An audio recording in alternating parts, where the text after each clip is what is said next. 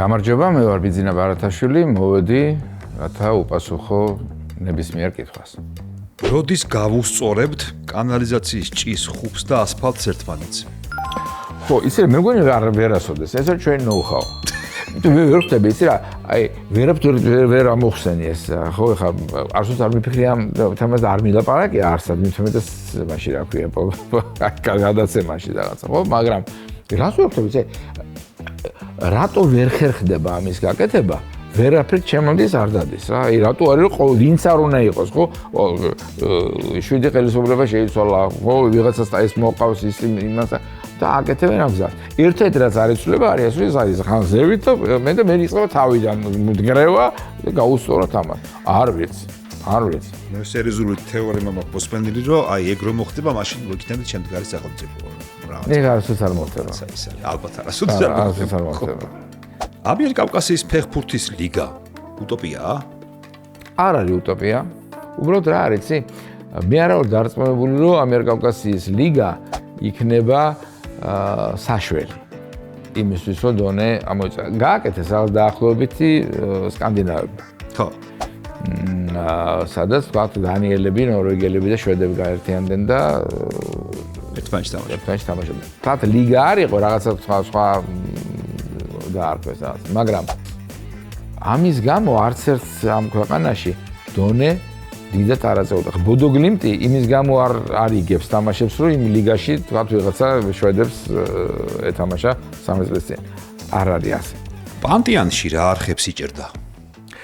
თურქეთის არხებს იჭერდა და TRT იქნებოდა, იმიტომ რომ ეს მერე გავიგე, უკვე როცა იბერვიზიაში დავიწყეთ ყველა თურქული არხის დაჭერა. იქ პანტიანი არის ცოტა გვიანი პერიოდი, იმიტომ რომ ჩვენ თავიდან დავიწყეთ სიარული ლენინაკანში. ანუ საერთაშორისო ესენი გასვლები ჰქონდა სომხეთში. ნელ-ნელა უახლოვდებოდი თბილისს. მერე იყო ბათუმი, მერე იყო თეთრი წყარო, მერე იყო პანტიანი და მერე რაღაცა პერიოდში აღმოაჩინეთ, რომ კიკეჩიც იჭერს. და იქაც ჩერდებოდით. და ყველგან იყო თურქეთი. ყველაზე მიუღებელი არგუმენტი, რაც სპორტზე კამათისას მოგისმენია. იცი რა, მიუღებელი არგუმენტები მე დიდად არ მაღებებს ხოლმე, იმიტომ რომ თუ მიუღებელ არგუმენტს მიპირისპირებენ, მეც ვცდილობ რომ კიდევ უფრო უარესი უთხრა რაღაცა და ამიტომ დიდად ეს რაღაცებზე არ ნერვიულობ. სტუდენტობის პერიოდიდან მოყოლებული, ამაში ვარჯიშობთ. ცოდვა გამხელილი ჯობს და იცი როგორ რაღაც ვაკეთებდით ხოლმე, რომ ხანდახან სირი აკადემია იყო ესეთი პროექტი, ძალიან კარგი და ერთ-ერთ გოგონას დაუმტკიცეთ რაღაცა. ერთ-ერთ ნაწარმოებს არ მიდახეთ თქმა, მე დამწყებლის რაღაცა და კლასიკური ნაწარმოები ვუთხარით, რომ აბსოლუტური კრეტინიზმია ეს და თვითონ ფილოლოგი იყო და სამლები წამოვიდა ისე ინერვიულად და დარწმუნდა, რომ ეს არის რაღაცა იდიოტიზმი, რაზეც თურმე რას უყარდა და რომ დავამთავრეთ, ვუთხარით, რომ ეხლა გინდა მეთქი უკუღმა დაგიმტკიცებ, რომ არის ამაზე უკეთესი ნაწარმოებები არ დაწერილა საერთოდ და ვინც აღარ მელაპარაკებოდა. ძალიან ბევრი სხვადასხვა ლიტერატურა შევისწავლე იმის რომ დავაში ყოფილიყავი ძლიერი. შენი აზრით, იღბალი რომელ ფეხბურთელს დააფერთხეს თავზე?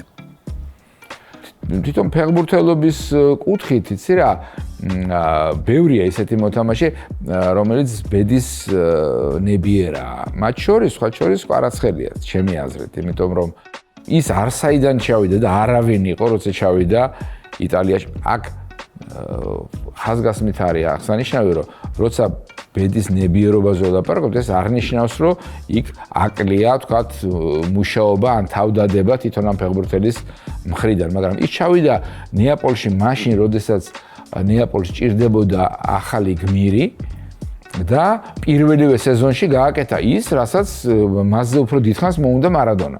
მერე წავიდა პარიზში იმ დროს, როცა გუნდი საერთოდ ვერ უნდა შესულიყო და ბოლო მას რა ქვია ვაგონში ახტა მის გარეშე, თქვა ჩემპიონთა ლიგის ბოლო ვაგონს და მოიგო ყველაფერი და გახდა ამ ტურნირის აღმოჩენა, საუკეთესო ახალგაზრდა ფეხბურთელი და ფინალში გოლი გაიტანა.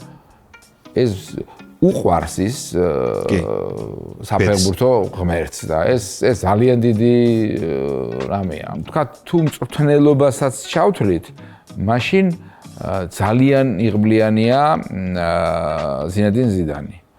იმიტომ რომ ის მოვიდა არაფრიდან სამწვრთნელო თქვათ ასპარეზზე 3 წელიწადში მოიგო იმდენი, რამდენიც ფერგუსონს და თქვათ ვენგერს, რომლებიც გაცილებით უფრო სერიოზული მწვრთნელები იყვნენ, არ მოუგიათ ჯამში, ხო? მოიგო თამაშები, რომლებიც წესით არ იგება ესეთი მატჩები, ხო? და მე ბოლომდე ვერ დამარწმუნა, რომ არის გენიალური მწვრთნელი, თუმცა ჩემს საყვარელ გუნდს ხმიდა, მე ბედნიერება მქონდა, რომ სამივე იმ თამაშს დავსწრებოდი. რა არის ასადო? ასადო არის ყველაზე უფრო გემრიელი ხორცი, რაც მე მიჭამია, შემწვარი. ეს არის არგენტინული, არა მარტო არგენტინული, არგენტინელებს ედავებიან ურუგვაელები, რომ მათ უკეთესი ხორცი აქვს და უკეთესად გამოსდით ასადო, თუმცა არგენტინელი პასუხობენ, რომ ჩვენ ერთ და იგივე ხალხი ვართ, იმიტომ რომ თქვენი რაღაცა ნაწილი ხართ და ამის არგუმენტად მოყავთ, რომ ურუგვაის ქვია ურუგვაის აღმოსავლეთის რესპუბლიკა და თქვენ აღმოსავლეთ ჩვენგან ხართ, თუ გეოგრაფიულად ამბობ, მარტო ჩვენ ვართ და არ მგონია ურუგვაელებს ეგ მოწოდეთ. არა, იმათ რა თქმა უნდა არ მოწოდეთ. ოჯახში მოვხდი, რომელსაც აქვს ტური სადაც გასწავლენ და გასწავლიან რა არის ასადო და როგორ კეთდება და იქ ძალიან ბევრი რაღაცა შემადგენლისგან კომპონენტისგან შედგება თვითონ ის საღამო თუ ის რიტუალი რა ამბობ ხო? ანუ ეს ერთდროულად არის მწვადიც და თან რიტუალი ამის ყველაფრის მომზადების და იქ არ არის მარტო კონკრეტულად ერთი სახის მწვადი. ანუ ასადო შეიძლება იხმარო როგორც ამ მნიშვნელობით, ისე მეორე. კი ბატონო. ერთი ფოტო სპორტსმენთან, რომელიც ძალიან გიყვარს.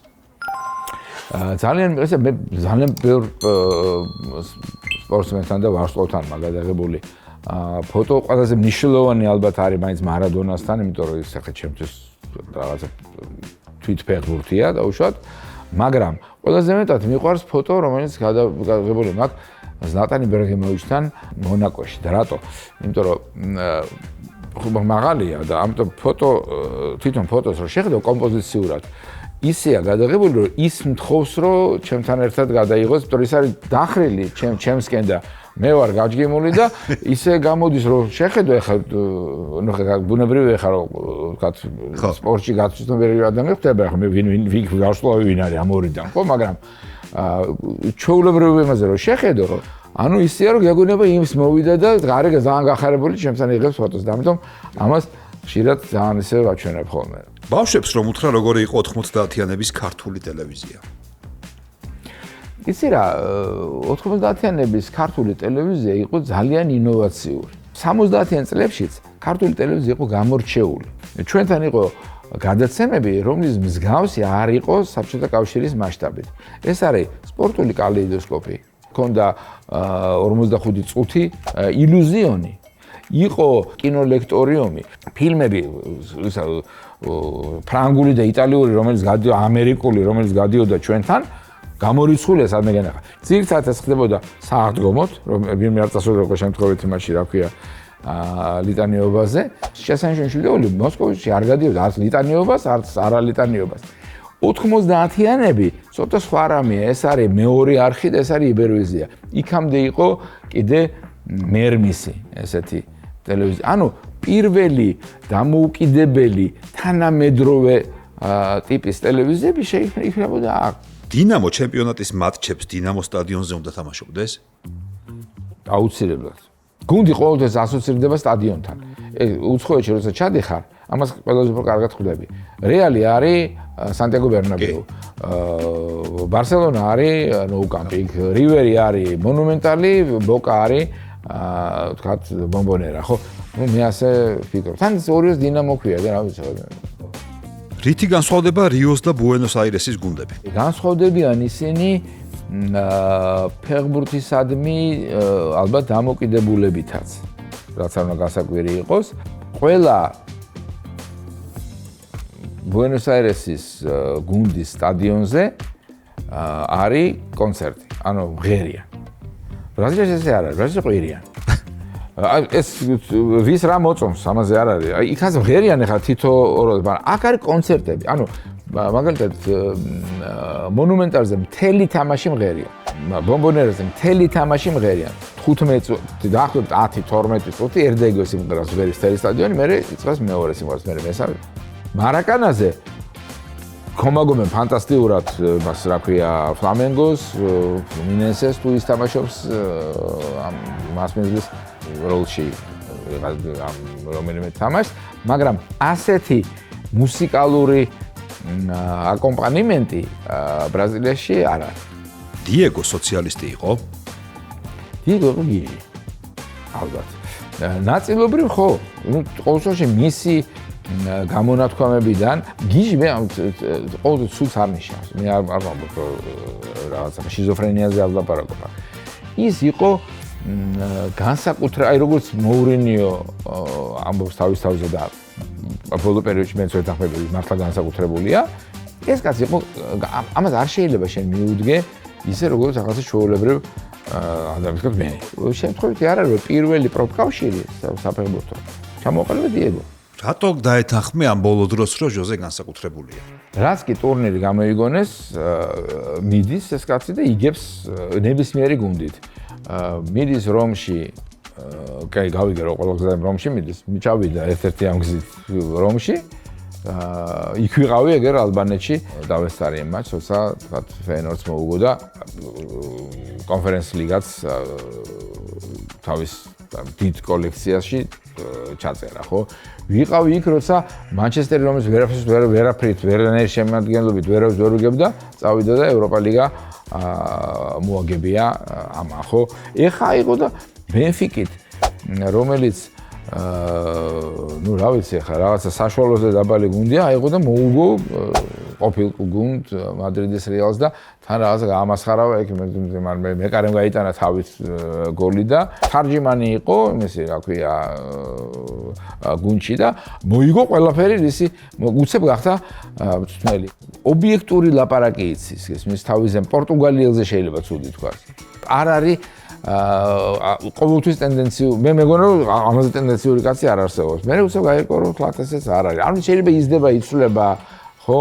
ყოველთვის მისგან რაღაცა ახალს ველოდები. როგორც მოუდო, როგორც ტაქტიკურად, ისე წმინდა თქვა ადამიანური კუთხით. ეს განსაკუთრებულობა რა არის? ხო. ვინ უფრო მაგარი მომტყუებელია? მიშა, ვიტალი, გიო თუ ხვიჩა?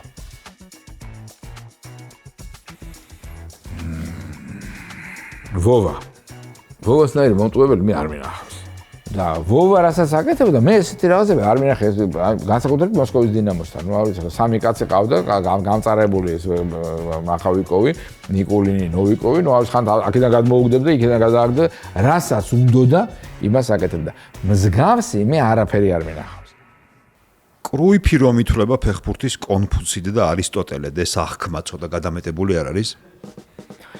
იცი რა, მე ძალიან მიყვარს კრუიფი და ძალიან დიდი პატივისცემით ვარ მის მიმართ გამშვალული. თუმცა იცი რა არის ახლა მე ვფიქრობ რომ ის რაც კრუიფმა დატოვა მან მიიღო მიხელსისგან და ამიტომ თუ ეს ტოტალური ფეხბურთის სიღრმეებზე ვლაპარაკობთ, ეს მიხელსია. ერთხელ მიხელსია, მეორედ ვამბასტენის მიხელსია, კრუიფის მიხელსია. თბილისში მონიტორთან მჯდომი კომენტატორი ინგლისის მიდლენდში მალკოლმ კრისტის გოლზე რომ თავგანწირვით ყვირის ნორმალური მოსასმენია? მომწონს ის რომ ადამიანები განსხვავდებიან ერთმანეთსაგან. მე შეიძლება არ მომწონდეს ყვირი რომ დავებდა და ერთმანეთს ვეყვირებდი, ხო? მე არ ყვირი ვარ, მაგრამ ეს არ ნიშნავს რომ მე ვარ მართალი. მე მაქვს ჩემი სტილი, ვიღაცას მოწონს, ვიღაცას არ მოწონს და ეს აბსოლუტურად ბუნებრივია. დიეგო სიმეონეს კახეთში რამეთ სახელი ექნებოდა? რა ვიცი. მუდმივა. ყველაზე დაბალი ხელფასი რაზეც ოდესმე გიმუშავია? მე საშინელი მე გეტყვი ხა მინისტრის მოადგილე ვიყავი, კულტურის მინისტრის მოადგილე ვიყავი და მქონდა 109 ლარი, მე 107. ან 107 ან 109 ან 120 და იმაში ამერიკაში სმითსონის უნივერსიტეტში ინსტიტუტში ვიყავით მისულები სამთავრობო დელეგაციაში და ვესაუბრები იქ რაღაცა იმას რა ქვია დირექტორთან გვაქვს მიიღება რაღაცა და კარგი საუბარი წავიდა რაღაც ისეთი და ერთი რაღაცა მინდა ვკითხო ეს შეწუხებული იმიტომ რომ რაღაცა ხელფასის მომატებაზე მქონდა ეთქვა პრეტენზია როგორც მე მივხვდი და თუ არ არისო საიდუმლო შენი ხელფასი რომ მითხრაო და გავფუჭდი ახლა და ხო და მაშინ დოლარი არის რაღაცა 2-1-თან თუ რაღაცა რა და დოლარში უთხარი ჩემი ხელფასი 110 დოლარი მაქვს თქო და აი ესე ვზივარ რაღაცა და შემომხედა და მითხრა ბიჭო საათშიო რა кайფ ხელფასები ქონიათო და ვიფიქრე რომ ეს თუ ჩემო რა კრეტინი ხარ ბარათაშვილო ვისთან მოყვედი რა ბოდა ვაკა ყველაზე მოსაწყენი სპორტი? ისა მოსაწყენი სპორტი ჩემთვის არ არსებობს მაგრამ გაუგებარი არსებობს Sky Sports-ზე იყო რაღაც კრიკეტის და მატჩი ისეთი ინდოეთი თქვა პაკისტანი თუ რაღაცა და აი რაღაც გრანდიოზული გამოქანდა ვიღაცა სადღაც იმიდან და დაახეთქა ზურგს ახტა სადღაც გადაახტა და გადაირია ორივე გუნდი ეცენ ერთმანეთს დაიწყოს დაუწეს კოცნა და პირად გავგიჟდი იმიტომ რომ ხა სპორტში ორივეს რო უხაროდეს მე ესეთი რამე ვერაფრით ვერ ახსენე რა მოხდეს ახლა რომ თქვა იმასაც გაუხარდა და ამასაც ერთი ფეხბურთელის აგენტი იყავი რომ გითხრან ვისი იქნებოდი მე მარადონას ვასწავლე რომ მის ევროპაში აგენტი მომკლავდა ალბათ ამიტომ არ მინდა ვიქნებოდი ავირჩევდი არგენტინელებს აუცილებლად რედონდო ბერტონი ბრინდისი ვალდანო მადლობა პირიქით მადლობა თქვენ მოწვევისთვის